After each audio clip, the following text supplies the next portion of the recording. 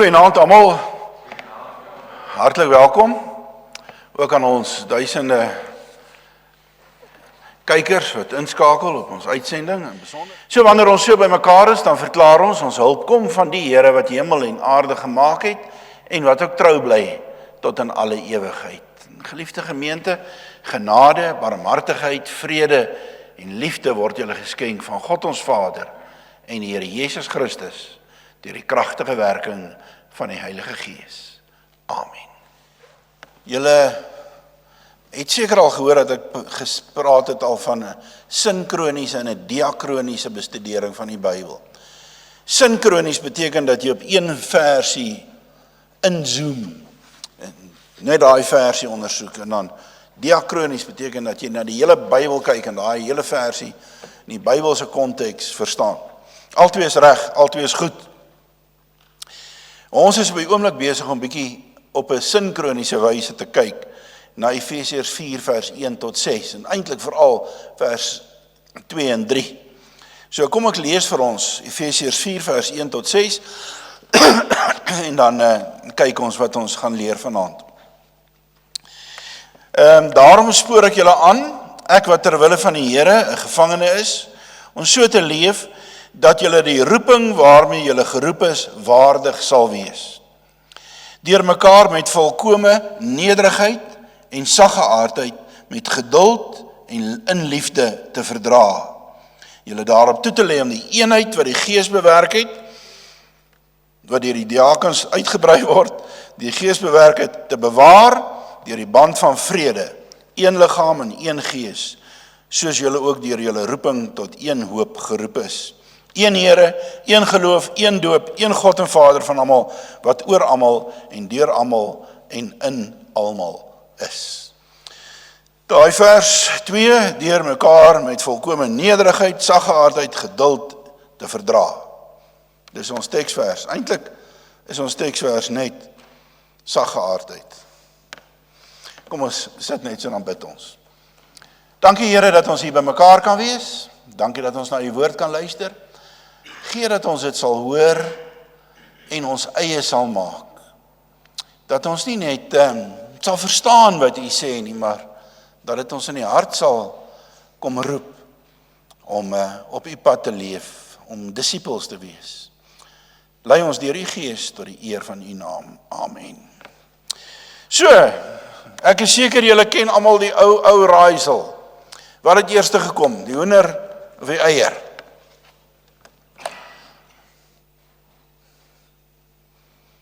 Maak nie saak nie. In ons teksgedeelte kry ons ook so iets van 'n conundrum of 'n strikvraag. Wat kom eerste?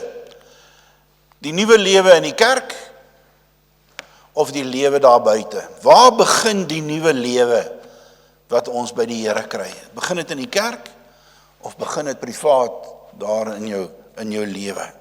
Ek dink Efesiërs 4 en volgende 5 en 6 help vir ons om 'n antwoord te kry op wat kom eerste. Jou kerk of jou buitelewe daar buite. Ons kan hierdie gedeeltes wat ons gelees het nou, die 6 verse, kan ons skarnierverse noem in die opbou van Efesiërs. So skarnierverse beteken dit eenvoudig dat dit 'n aanhaakplek is by dit wat tevore gesê is en wat nou gaan volg. Maar dit skarnier daar, dit kom by mekaar. Dit wat vooraf gesê is en dit wat nou gaan volg, hak alles by mekaar aan op hierdie paar verse. Dis waar alles by mekaar kom. En as dit dalk nou bietjie deur mekaar of ingewikkeld klink, kom ek maak dit net baie duidelik. In hoofstuk 1 tot 3 van Efesiërs kry ons wat ons noem die leerstellige gedeelte of die beginselmatige gedeelte van wat die Here aan die Efesiërs wil leer deur hierdie skrywe, hierdie brief wat Paulus geskryf het. Ons sou dit kom noem om dit bietjie makliker dalk te maak net, nie heeltemal reg nie, maar dit is dalk die teoretiese gedeelte. Dit is hoe dit moet wees. Dit is wat dit veronderstel is om te wees. Maar in hoofstuk 4 tot 6 kry ons die praktiese toepassing. Eintlik veral van 4 vers 7 af, kry ons die praktiese toepassing van dit wat nou geleer is in hoofstuk 1 tot 3. So jy gaan nou oor vanaf wat dit moet wees, na hoe jy dit gaan doen. So, ons gaan na die lewe toe, wat die Here wil hê ons moet leef, op grond van, daarvan dat hy ons gered het. So, op grond van hoofstuk 1 tot 3, hier is die dinge wat julle moet gaan doen, om te kan sê dat julle lewe in die voetspore van Jesus. So wat is die hoofsaak? Wat is die hoofsaak van wat geleer is in hoofstuk 1 tot 3? En Paulus het dit, ek het nou 'n paar keer daaroor gepraat, Paulus het dit 'n misterie genoem.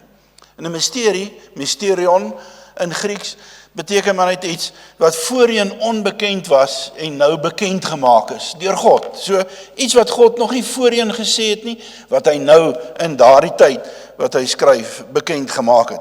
Hy gebruik die woord in Efesiërs 1 vers 9 en 3 vers 3 en 4.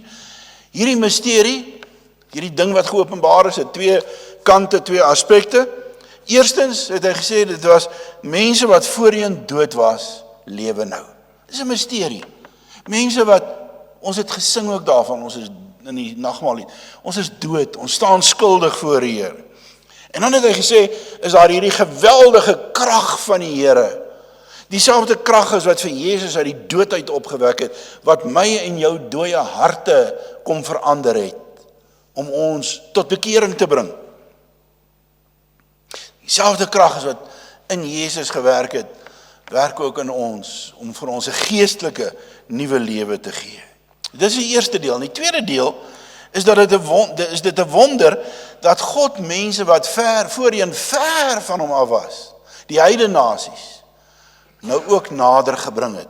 Soos Israel in die Ou Testament God se volk was, hom kon leer ken het, so het die Here dit nou uitgebrei dat dit nie net Israel is nie, maar alle volke, stamme, tale en nasies. Ons het gepraat oor die middelmuur van skeiding wat afgebreek is, en dat daar nou een groot massa van mense is, gelowiges, wat saam gebou word deur God in 'n nuwe tempel. Die tempel in Jerusalem is afgebreek, voorhang sal dit geskeur, nou bou die Here 'n nuwe tempel, maar dis 'n lewende tempel wat met lewende stene gebou word. En omdat ons, wat gelowiges is, deel is van hierdie misterieuse wonderwerk van God, word ons nou in hoofstuk 4 vers 1 opgeroep. Daar is nogal mooi, ons word opgeroep. In die woorde daar is parakaleo, dit is soos 'n pastorale oproep. Op grond van dit wat jy weet, word jy nou opgeroep om te leef op 'n manier wat waardig is aan jou roeping. God wat jou geroep het, wat jou lewend gemaak het, wat jou deel gemaak het van sy tempel, hy roep jou nou op om hierdie nuwe lewe te lewe. Maar hier is nou die ding. Hierdie nuwe lewenswyse wat bekendgestel word nie bekendgestel dadelik deur 'n klomp wette en reëls te begin gee nie. Hy sê nie, okay, hier is dit, nou moet jy dit en dit en dit en dit nie. Glad nie, inteendeel. Hy sê vir ons, hierdie nuwe lewe, en dis die skarnierverse, hierdie nuwe lewe begin deur mekaar met volkomme nederigheid en saggeaardheid, met geduld en liefde te verdra. Hy praat met kerkmense, hy praat met die gelowiges. Hy sê hier in die kerk, hier moet jy leer. Nederigheid, saggeaardheid, geduld, verdraagsaamheid. 4 dinge wat voorgehou word aan ons. Maar nie opdragte soos wette of reëls nie. Eintlik gaan dit, as jy mooi daarna kyk, alles oor gesindhede. Hy sê jy moet 'n nuwe gesindheid in jou hart ontstaan. Jy sien, baie mense dink dat ons in die Nuwe Testament geleer word dat jy gered word deur Jesus Christus, maar dat hy jou vry maak sodat jy nou die wet kan onderhou. Dis nie waar nie. Natuurlik stel ons in staat, ons vanoggend ook mooi gehoor, jy moet keuses maak. Maar ons moet nie dinge doen om gered te bly of gered te word nie. Ons kry nie 'n nuwe stel wette wat ons moet gehoorsaam om God se kinders te bly nie. Ons is gered. Maar wat hy ons dan, en ons doen dan nuwe dinge, omdat ons 'n nuwe hart en 'n nuwe gesindheid het. Maar wat hy dan sê is, hierdie nuwe lewe word voorafgegaan deur 'n gesindheid, 'n gesindheidsverandering, 'n innerlike verandering. Ons kry 'n nuwe hart. Ons kry 'n nuwe hart. Het jy al 'n nuwe hart? Het jy 'n nuwe hart? Hierdie gesindheid het tot gevolg dat die eenheid wat die Gees bewerk het, bewaar word deur die band van vrede. As daai gesindheid in ons is, dan is daar eenheid. Al verskil ons van mekaar, dan is daar eenheid. Dis vrede, liefde. Dis wanneer daar vredevolle eenheid onder gelowiges bestaan, wanneer ons in die kerk uit alle plekke, oorde, rasse, oortuigings, politieke groepe, werksvlakke, as ons kan saamleef in vrede, dan leef ons waardig aan die Here se roeping oral waar ons gaan. Dan verander ons lewens, dan gaan ons dit prakties uitleef, sê Efesiërs 4 vanaf vers 9, deur in die kerk ons gawes vir mekaar te gebruik. Ons gaan vir mekaar sê, waar kan ek jou dien? Wat kan ek vir jou doen?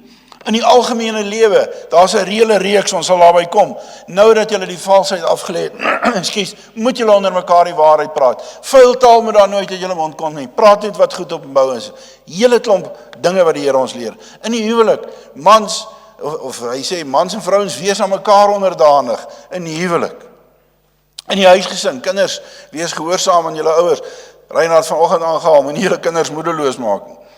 En dan kom dit ook in werknemersverhoudings na vore en in ons persoonlike lewe wanneer hy praat oor die wapenrusting van God in hoofstuk 6. So wat kom eerste? Die kerk. Hier leer ons van nederigheid, van sagmoedigheid, van liefde, sodat ons kan gaan leef daar buite, waardig aan die roeping van die Here. As ons in die kerk leer om die eenheid te bewaar, kan ons dit op alle terreine doen.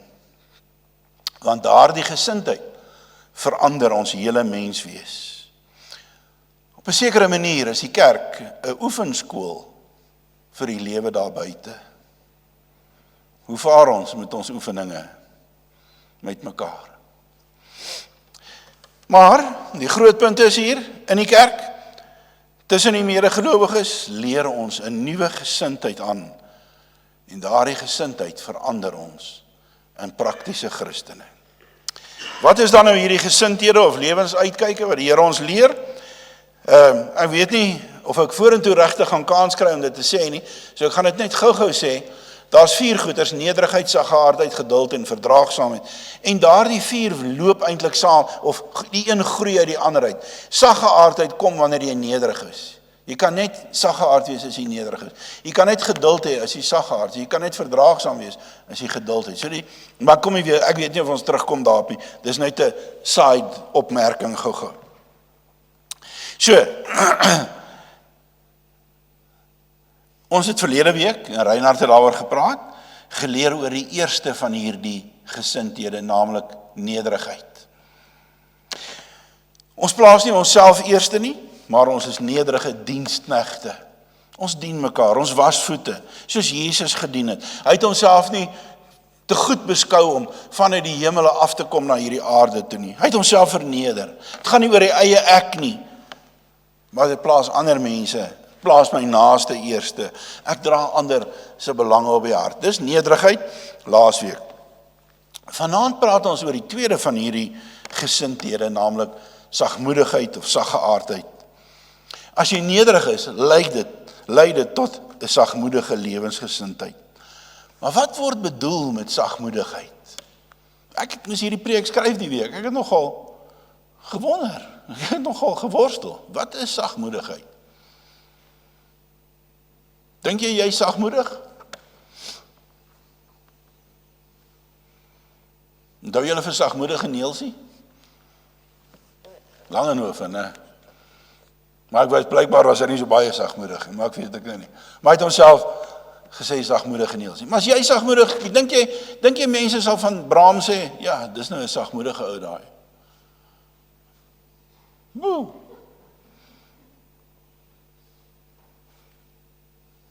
Jy sien, ek sê altyd, jy moet altyd eers vir jouself preek. Dan praat jy die waarheid. So, wat bedoel dit om saggeaard te wees, om swak te wees, onseker, 'n lafaard? Ek weet nie, maar miskien kan ons begin by teenoorgesteldes, wat dit nie is nie. So wat dit nie is nie, is dat jy nie uit is om wraak te neem nie, of seer te maak nie, of terug te kry nie. Of dat jy in woede uitbars nie. Jy mag maar kwaad word, sê die Here, maar woede beteken kwaad word wat nie teels het nie, wat nie ingeperk word nie. Geweld selfs. Jy sien, die ding is, ons wil almal word in ons lewens een of ander tyd seer gemaak. En selfs as ons mense op 'n nederige wyse benader, dink hulle dalk baie keer ons is swakkelinge omdat ons Christen is, en hulle wil ons uitbuit of verneder, en ons onmiddellike reaksie is om terug te kry. Ons onmiddellik, ek wil my punt handhaaf, ek wil myself handhaaf, ek wil vir jou wys, jy kan nie net oor my loop nie. Maar die Griekse woord wat hier gebruik word, praotes, praat eintlik van 'n ander konsep, naamlik van krag onder kontrole. Krag, beheersde krag, krag onder beheer. In die Bybel, buite Bybelse Grieks, word dit gebruik vir 'n wilde perd wat ingebreek is, né? 'n kragtige perd wat nou onder beheer gebring is. Dis praotes. Daar's krag, maar dis onder beheer. Of 'n orkaan teenoor 'n sagte wind wat die seile laat bol. Of selfs 'n bossie of 'n struik wat op sigself giftig is, maar wat reg gemeng is sodat dit gesond maak. Dis alles woorde wat gebruik of konsepte aan sagmoedigheid. Dis iets wat krag het, maar wat onder beheer is. Krag onder kontrole.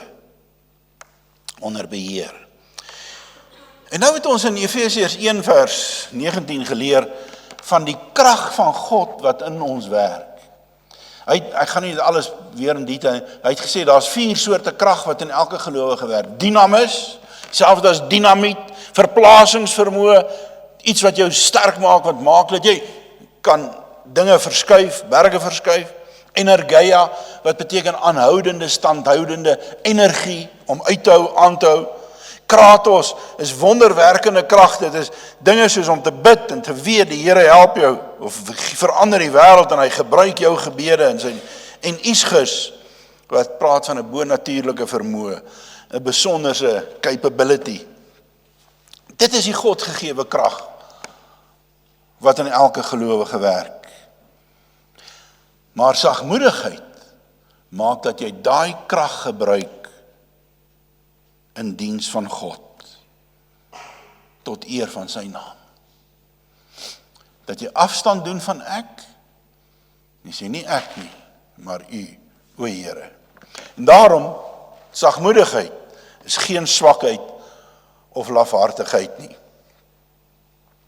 In Galasiërs 5 vers 23 word dit genoem as deel van die vrug van die Gees. Ek weet, vertalings vertaal bietjie anders, maar die woord wat daar gebruik word in Grieks is praotes.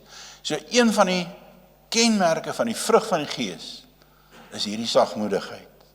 In Sefanja 2 vers 3 word mense aangemoedig, gelowiges aangemoedig, anawa is die Hebreëse woord, anawa, sagmoedigheid eerder.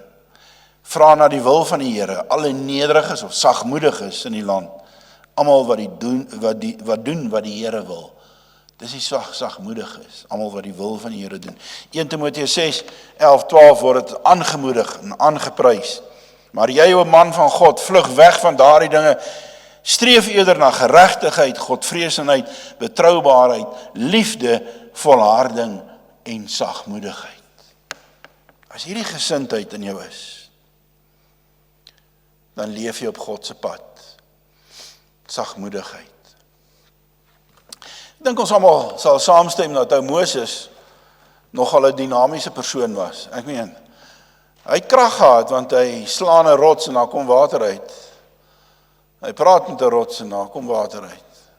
Hy slaan met sy mantel op die water en dit skei.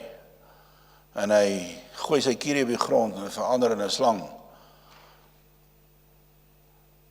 Hy is immers die een deur wie die Here die Torah aan sy volk gegee het, wat die vergestalting is van die Ou Testament. Hy is die een wat die farao konfronteer en God se volk uitlei uit Egipte. Hy is die een wat die pla bewerkstellig mensliker gewys. Het jy al hierdie versie raak gelees? In Numeri 12 vers 3. Moses was 'n uiters sagmoedige man, meer as enigiemand anders op die aarde. 'n Man van God, met goddelike krag, maar sagmoedig. Of sou jy dink dat Jesus dalk 'n swakkeling of 'n lafaard was? Wat die dood getrotseer het, wat die kruis getrotseer het. En tog leer hy ons, neem my juk op julle, want ek is sagmoedig en nederig van hart. Sê vir die dogter van Sion, ekskuus, kyk jou koning kom na jou toe, sagmoedig. Hy sit op 'n esel, vol van 'n pak dier. Wat is dan ons gevolgtrekking, geliefdes? Sagmoedigheid is 'n gesindheid waaruit gelowiges se nuwe lewe gevoed word. Dis iets wat binne in ons groei, omdat ons deur God geroep is tot 'n hoë posisie. Word gekenmerk deur selfbeheersing,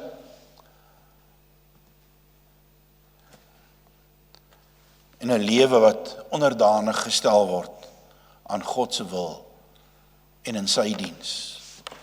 Iemand wat ek gelees het in die week het gesê, it speaks of trust in God, even if you have the power to do otherwise. Dink vir 'n oomblik oor daai stelling. To trust in God, even if you have the power yourself to do something otherwise. As mense hierdie verstaan, geliefdes, dat die Here hierdie gesindheid in ons laat ontwikkel, saam met ander medegelowiges, dan kan ons dit saam met ons uitvat in die wêreld daar buite.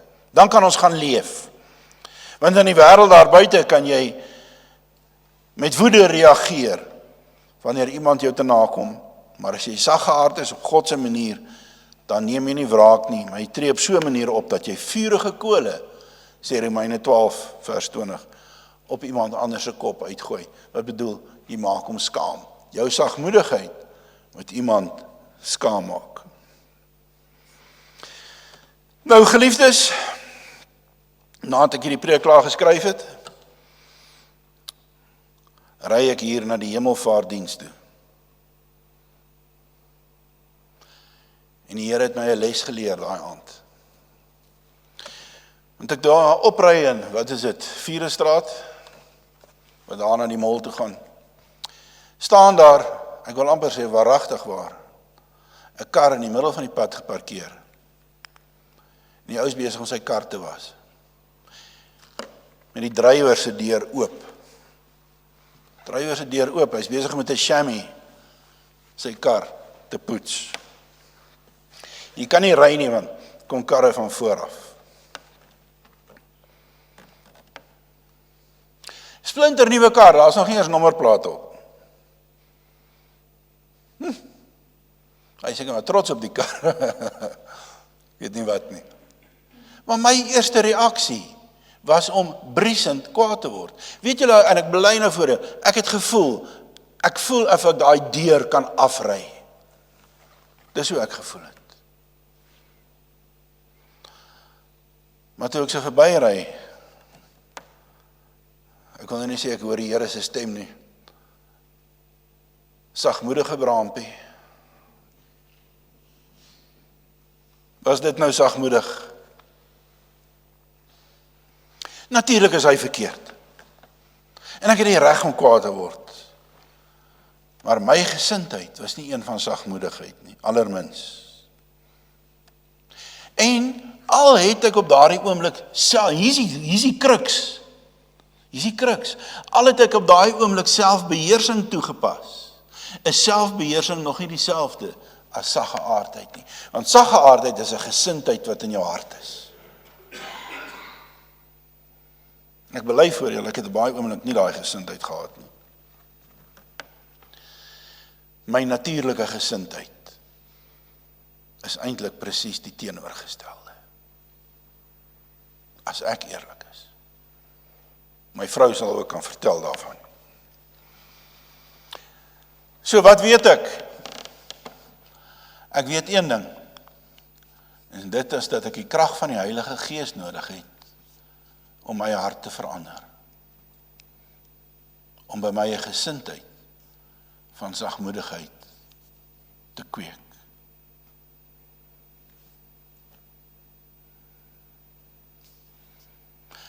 En dan, as die Here ons so leer, dan kan ons dit gaan toepas op my huweliksmaat. As my huweliksmaat my verkeerd verstaan of verkeerd opvryf, dink 'n bietjie gou-gou aan jou huweliksmaat. As hy of sy, ek wil nie te lank hieroor praat nie, maar ek sê mos al, as mense kom vir huweliksberaad, dan sê ek, onthou na so jare wat, dan weet jy presies waar om die mes in te steek, en jy weet presies om te draai, om die ekstra seer te maak. Maar is dit sagmoedig? Maar hoe maak ons in ons huwelike?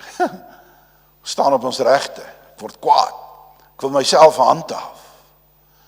Beteken nie moet 'n swakkeling wees nie. Maar saggeaardheid is iets van,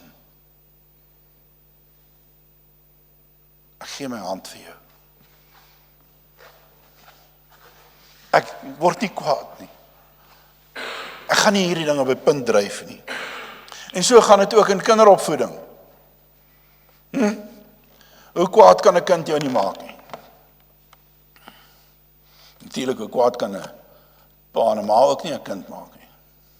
So kinders moet ook, ja, julle kan knik, maar vir mekaar kyk, maar julle moet ook sagmoedigheid hê.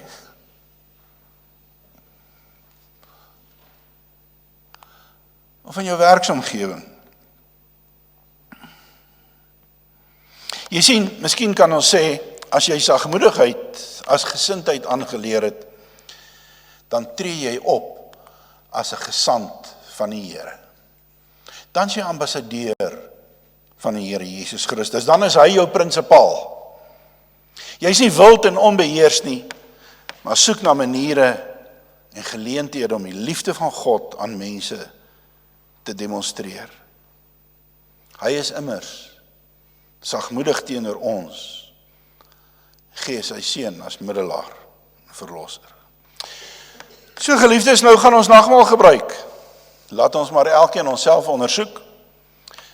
Is saggeaardheid 'n kenmerk van my, voor jy kom aansit? Sal mense van jou sê, hy sê, is 'n toonbeeld van saggeaardheid? Ek dink, soms sal mense so sê, vir die meeste van ons, maar ek dink meestal, sal hulle sê, nee, nie altyd nie. Ek handhaaf myself, neem wraak, laat nie op my neersien of my beledig nie. Maar vir elke nee,